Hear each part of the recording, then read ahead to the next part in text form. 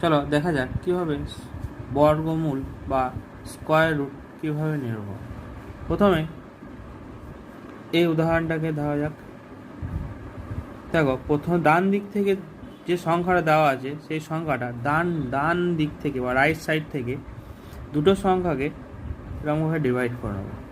তারপর দেখা যায় লাস্ট যে সংখ্যাটা আছে সেই সংখ্যাটা কোন সংখ্যার বর্গ সেটা আমাদের জানতে হবে। প্রথমত চাই এই 4 সংখ্যাটা বর্গ হচ্ছে 2 আর 8। তাহলে আমরা এখানে 2 আর 8 লিখে নিচ্ছি। এবার যে সংখ্যাটা বাকি পড়ে তা এই সংখ্যাটা আমার কাজ কমপ্লিট।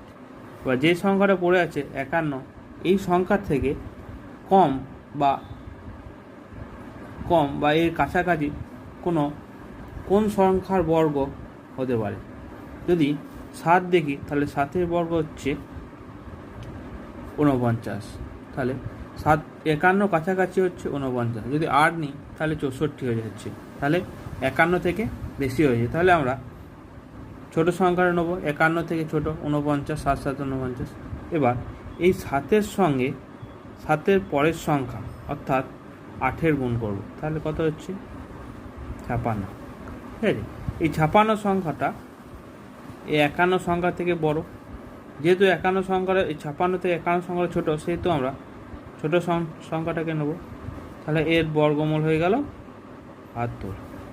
আবার যদি এই উদাহরণটা দেখো তাহলে দেখতে হবে যে ডান দিক থেকে দুটো সংখ্যা, লাস্টে কত আছে 1।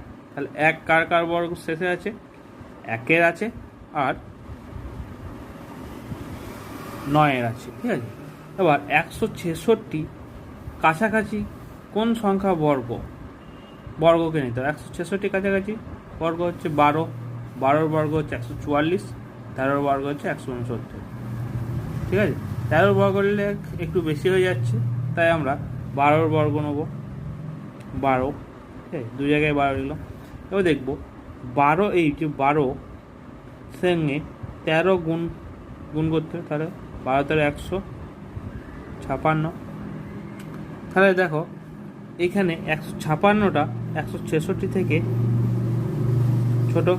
যেহেতু 166 বড়, সেই জন্য আমরা এখানে বড় সংখ্যাটাকে নেব। তাহলে এটার বর্গমূল কত হচ্ছে 129।